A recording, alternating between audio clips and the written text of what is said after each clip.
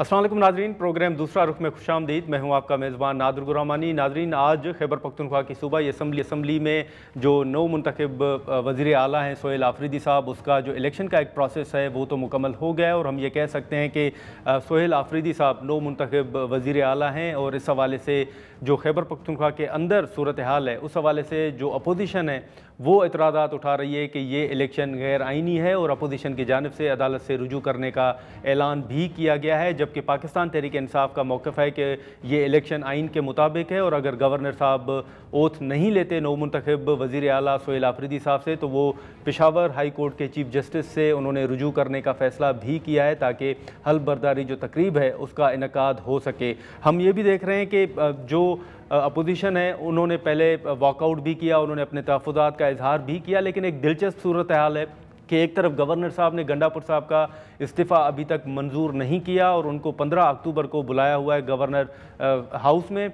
और दूसरी तरफ आज ही जो खैबर पख्तूनख्वा की सूबाई असम्बली है उन्होंने नए वज़ीर आला का इंतखाब भी कर लिया है। अब ये अदालत अगर मामला जाता है तो क्या फ़ैसला आएगा, इस पर भी हम गुफ्तगू करेंगे। और दूसरी सूरत हाल अगर हम बात करें तो हाल ही में जो इज़राइल और फ़लस्तीन की सूरत हाल थी, जो उसमें अमेरिका का किरदार था, उसके बाद आज वज़ीर आज़म जो हैं वो अमन मुआहदे पर दस्तखत के हवाले से जो एक तकरीब है उसमें शिरकत के लिए मिस्र में मौजूद हैं। और मिस्र के जो अथॉरिटीज़ हैं, इवन ट्रंप साहब के जो दावत थी उस पर उनकी दावत पर वो मिस्र में पहुंचे हैं और वहाँ पर जो अमरीकी सदर ने खिताब भी किया है, उन्होंने कहा है कि उन्होंने 8 माह में 8 जंगें रुकवाई हैं और उनका ये भी कहना है कि मशरक़ वस्ता में एक नई सुबह का आगाज़ जो है वो हो गया है। मुख्तलिफ इशूज़ हैं, उन पर हम गुफ्तगू करते हैं, लेकिन सबसे पहले जो आज खैबर पख्तूनख्वा के अंदर सूरत हाल है कि PTI का अपना मौक़िफ़ है, अपोजिशन का अपना मौक़िफ़ है, दोनों ने एक तरह का अदालत से रुजू करने का फ़ैसला भी किया है, गवर्नर साहब का एक अपना रोल है।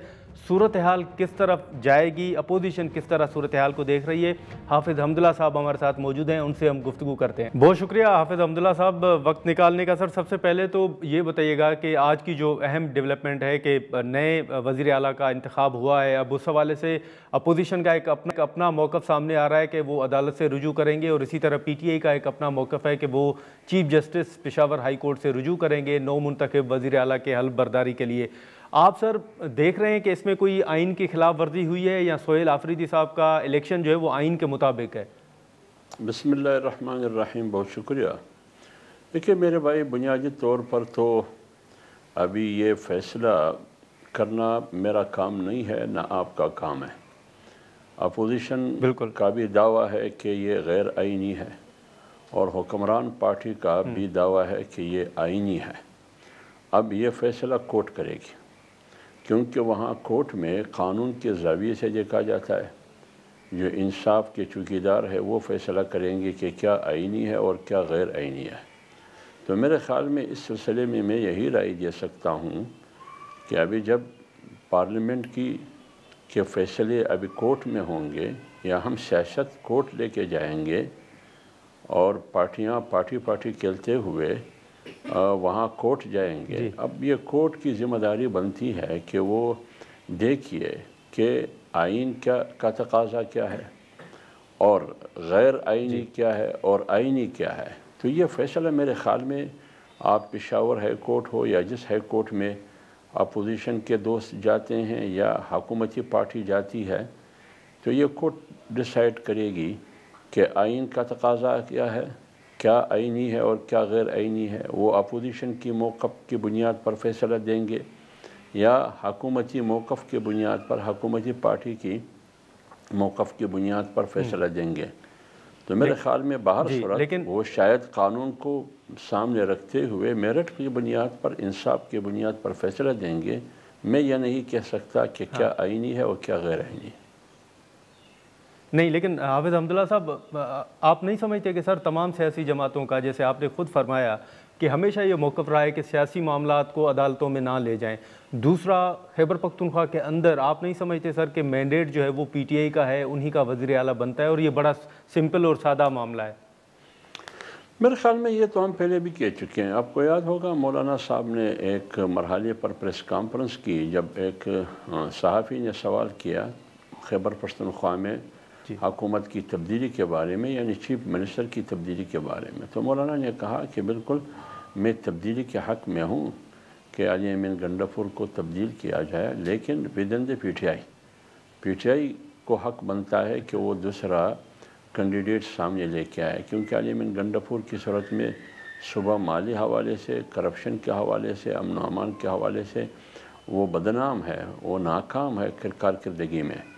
تو یہاں تک تو ہماری قیادت بھی کہہ چکی ہے کہ چونکہ اکثریتی پارٹی خیبر پختونخوا کی اسمبلی میں وہ پی ٹی آئی ہے، تو لہذا جمہوریت کا تقاضا بھی یہی ہے، آئین کا تقاضا بھی ہے کہ انہی کا وزیر اعلیٰ ہو۔ لیکن ادھر سوال یہ نہیں ہے، ادھر سوال یہ ہے کہ یہ انتخاب آئینی ہے یا غیر آئینی ہے، یہ سوال ہے۔ اور دونوں پارٹیاں ہائی کورٹ کی طرف جا رہی ہے۔ بے شک میں یہ کہہ رہا ہوں کہ سیاست جہاں سیاست کے مراکز ہے، ایوان ہے، سیاست وہاں ہونی چاہیے، لہذا سیاست کو عدالتوں تک نہیں پہنچانا ہے۔ لیکن بدقسمتی سے ایک دہائی سے یا تقریباً 2 دہائیوں سے یہ سلسلہ ہے کہ ہم سیاست کھیلتے ہیں، وہ عدالت تک ہم پہنچ چکے ہیں۔ اب کیا آئینی ہے کیا غیر آئینی ہے، اس پر سوال ہے کہ انتخاب آئین کے مطابق ہے یا نہیں۔ اپوزیشن کہہ رہی ہے کہ غیر آئینی ہے اور حکومتی پارٹی کہہ رہی ہے کہ نہیں آئین کے مطابق ہے۔ اب یہ فیصلہ عدالت کرے گی جب بات عدالت تک پہنچے گی۔ بالکل، لیکن حافظ صاحب آپ سر خود ایوان بالا کے رکن رہے ہیں اور یہ معاملات پہلے بھی سامنے آتے رہے ہیں۔ جو گورنر صاحب نے اعتراض اٹھایا ہے گنڈاپور صاحب کے استعفے کے اوپر، ایک رائے تو یہ بھی ہے کہ آئین کے مطابق گورنر صاحب کے پاس کوئی اختیار نہیں ہے کہ وہ کسی وزیر اعلیٰ کا استعفیٰ جو ہے وہ ریجیکٹ کر دیں، وہ باؤنڈ ہیں وہ استعفیٰ منظور کرنے کا۔ آپ بھی سمجھتے ہیں یا اوورآل آپ گورنر صاحب کا رول کس طرح دیکھ رہے ہیں؟ دیکھیے میری عرض سنیے نا، گورنر صاحب ہمارے لیے قابل محترم ہے، قابل احترام ہے۔ اس کا بھی اگر آپ بیک گراؤنڈ میں جائے، کسی سیاسی پارٹی سے ان کا تعلق ہے اور وہ سیاسی پارٹی خیبر پختونخوا میں اپوزیشن میں بیٹھی ہے۔ تو جب وہ ایک سیاسی پارٹی سے ان کا تعلق ہو اور وہ پارٹی خیبر پختونخوا میں اپوزیشن کا حصہ ہو، اب ان کا یہ کہنا کہ یہ جو انتخاب ہوا ہے یہ آئین کے مطابق نہیں ہے، تو یہ تو آپ خود دیکھیے۔ اور قانونی ماہرین بھی 2 حصوں میں تقسیم ہے، ایک حصہ کہہ رہا ہے کہ یہ آئین کے مطابق ہے، دوسرا حصہ آئینی ماہرین کے کہہ رہا ہے کہ یہ آئین کے مطابق نہیں ہے۔ اب یہ جنگ ہے قانونی ماہرین کے درمیان، آئین اور غیر آئین ہونے پر۔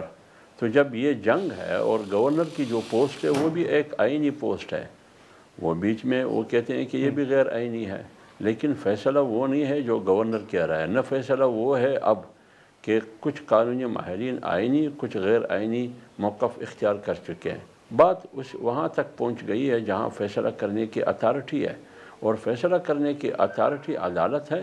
اب عدالت فیصلہ دے گی کہ کیا آئین ہے اور کیا غیر آئین ہے۔ بالکل سر، لیکن قانونی ماہرین کیا کہتے ہیں یا آئینی ماہرین کیا کہتے ہیں، عدالت نے کیا فیصلہ کرنا ہے ظاہر ہے وہ تو سر عدالت نے ہی فیصلہ کرنا ہے، اس پر تو ہم کامنٹ نہیں کر سکتے۔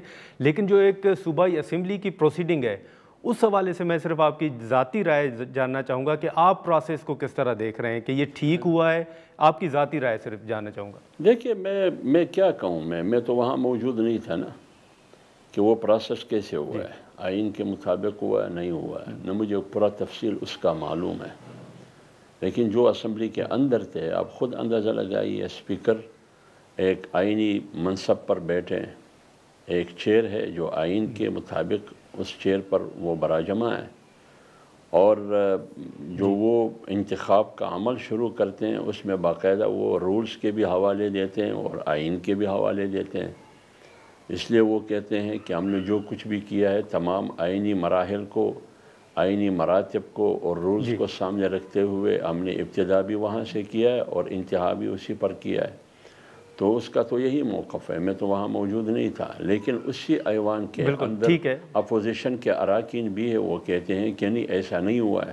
تو اب ہوا ہے نہیں ہوا ہے یہ فیصلہ تو حافظ حمداللہ بھی نہیں کر سکتے ہیں اور آپ بھی نہیں کر سکتے ہیں۔